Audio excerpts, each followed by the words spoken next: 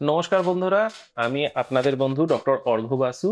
আজকে আমরা এসে গেছি আবার একটা খুব কমন রোগ এবং একটা খুব ইন্টারেস্টিং জিনিস নিয়ে আলোচনা করবার জন্য। পাইলসের ঘরোয়া চিকিৎসা, অল্টারনেট সিস্টেম অফ মেডিসিন। এটা কি আদৌ কার্যকরী নাকি এটা বেকার? তো সঙ্গে থাকুন, শুনতে থাকুন। আগে আমরা অনেক কিছু ডিসকাস করব।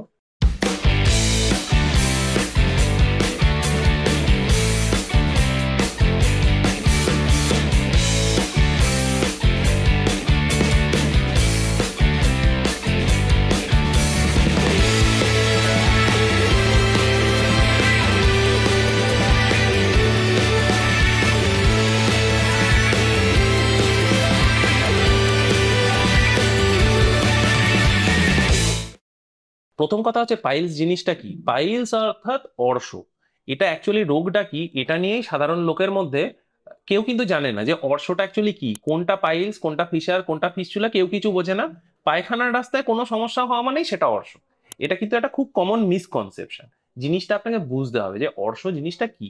অ্যাকচুয়ালি যাদের রেকটাল স্ফিংটার টোন, অর্থাৎ পায়খানার রাস্তার যে স্ফিংটারটা রয়েছে, এটার টোনটা খুব বেশি, পটি করতে গেলে প্রচুর চাপ দিতে হয় যাদের, তাদের আস্তে আস্তে পায়খানার দ্বারের আশপাশে, মলদ্বারের আশপাশে যে শিরাগুলো আছে সেগুলো ক্রমশ ফুলে যেতে থাকে, ফুলে গিয়ে বাইরে বেরিয়ে আসতে থাকে। এটাকেই বলা হয় পাইলস বা অর্শ বা বাওয়াসির। যত বেশি কোনো রোগী চাপ দেবে, প্রেসার দেবে, রেকটামের প্রেসার যত বাড়বে, অ্যানাসের প্রেসার যত বাড়বে, তত এই শিরাগুলো আরো বাইরের দিকে ঝুলে ঝুলে বেরিয়ে আসতে থাকবে। এটাকেই বলা হয় পাইলস বা অর্শ। এবার কথা হচ্ছে, এটাকে ঠিক করবেন কি করে? আমার কাছে অধিকাংশ রোগীরাই যখন আসে, এসেই আমি সব কথাবার্তা বলার পরে, প্রথম কথা দেখুন, আমি সার্জেন, আমি সার্জেনের মাধ্যমেই পাইলস চিকিৎসা করে 100% গ্যারেন্টি সহ এটাকে ঠিক করি। পেশেন্টরা, রোগীরা আমার কাছে দেখানোর পরেই জিজ্ঞাসা করে, ডাক্তারবাবু, পাইলসের অপারেশনে তো প্রচুর কষ্ট হয়, প্রচুর রক্তপাত হয়, প্রচুর যন্ত্রণা হয়, আপনি অপারেশন ছাড়া অন্য কোনোভাবে এটাকে ঠিক করে দিন। তখন আমি সেখানেই তাদের কাছে হাত জোড় করে নিজে, দেখুন আমি তো সার্জেন, আমার কাছে অন্য কোনো উপায় জানা নেই। তো তারপরে সেই রোগীরা আগামী 3 বছর আয়ুর্বেদ, হোমিওপ্যাথ, চাঁদসির ডাক্তার, মাদ্রাজি doctor, naturopathy, alternate system of medicine, তারপর আজকাল ট্রাম, বাস, পার্কে যে পোস্টারগুলো আটকানো থাকে যেখানে নানা রকম কোয়াক প্র্যাকটিশনারদের অ্যাডভার্টাইজমেন্ট দেখানো, দেওয়া থাকে, এই রকম গুচ্ছ গুচ্ছ বিভিন্ন রকমের ডাক্তারদের দেখিয়ে চিকিৎসা করে 3 বছর বাদে ফেরত আসে। যখন ফেরত আসে তখন দেখা যায় যে পাইপস আমি দেখেছিলাম গ্রেড 2-তে রয়েছে, সেটা অলরেডি গ্রেড 4 হয়ে মলদ্বারের বাইরে বেরিয়ে চলে এসেছে, এবং মলদ্বারের চারপাশে বিবিধ রকমের ক্ষতচিহ্ন।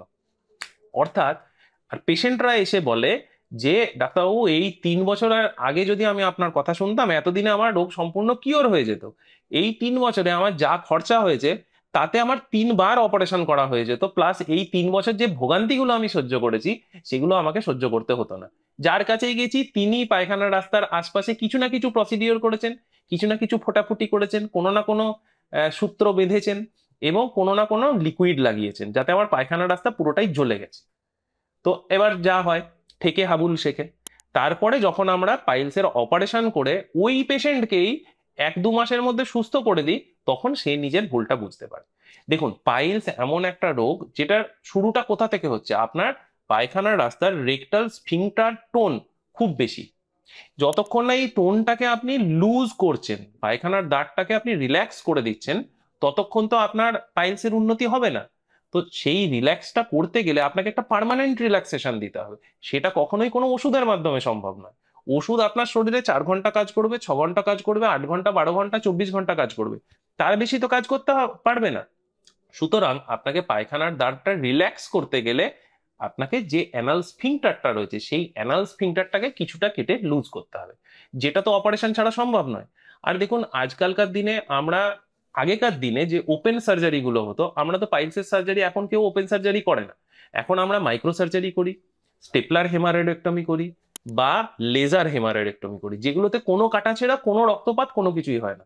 অপারেশন করবার পরে বিকেলবেলা বা পরদিন সকালেই পেশেন্ট নিজের অফিসে পর্যন্ত জয়েন করতে পারে। কোনো কাটাছেঁড়া নেই, কোনো রক্তপাত নেই, অত যন্ত্রণাও হয় না। এগুলোর মাধ্যমে পাইলস কমপ্লিটলি কিওর হয়ে যায়। কিন্তু লোকেদের মাথায় যে প্রচলিত মিথস অ্যান্ড রিউমার রয়েছে যে পাইলস অপারেশন করলে বারবার ফেরত আসে, কখন ফেরত আসে? যখন আপনি একজন লোকাল প্র্যাকটিশনার বা আরএমপির কাছে বা কোয়াক ডাক্তারের কাছে গিয়ে চিকিৎসা করাচ্ছেন, তখন আপনার পাইলস ফেরত আসবে। আপনি যদি প্রপার ডিগ্রি আছে এরকম কোনো সার্জনের কাছে পাইলসের অপারেশন করান, কখনোই মানে অধিকাংশ ক্ষেত্রেই পাইলস ফেরত আসে না।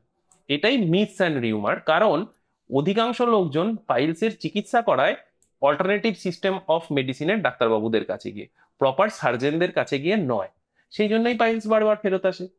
আশা করি এই কথাগুলো শোনবার পরে আপনিও সেই একই ভুল করবেন না। সুস্থ হতে চাইলে সঠিক পদ্ধতিতে পাইলসের অপারেশন করান, লেজার করান, মাইক্রোসার্জারি করান, স্টেপলার হেমারয়েডেক্টমি করান।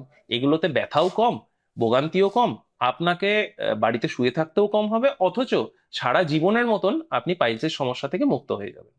তাই খবরের কাগজের অ্যাডভার্টাইজমেন্ট না দেখে, ট্রেন বাস পেপারের অ্যাডভার্টাইজমেন্ট না দেখে, পাড়ার লোকের কথা না শুনে একবার নিজের বুদ্ধিটা লাগান এবং সঠিক ডাক্তারবাবুর কাছে গিয়ে সঠিক পদ্ধতিতে পাইলসের অপারেশন করে পাইলসকে সারা জীবনের মতন সম্পূর্ণ নিরাময় করুন। নিচে দেওয়া লিঙ্কগুলির মাধ্যমে আপনি এবং আপনারা আমার সমস্ত সোশ্যাল হ্যান্ডেলের পোস্ট, ভিডিও এবং ব্লগগুলি ফলো করতে পারেন। আমার ব্যক্তিগত পরামর্শ বা কনসালটেশনের জন্য আপনি এই নাম্বারগুলিতে হোয়াটসঅ্যাপ বা কল করে আমার সঙ্গে যোগাযোগ করতে পারেন।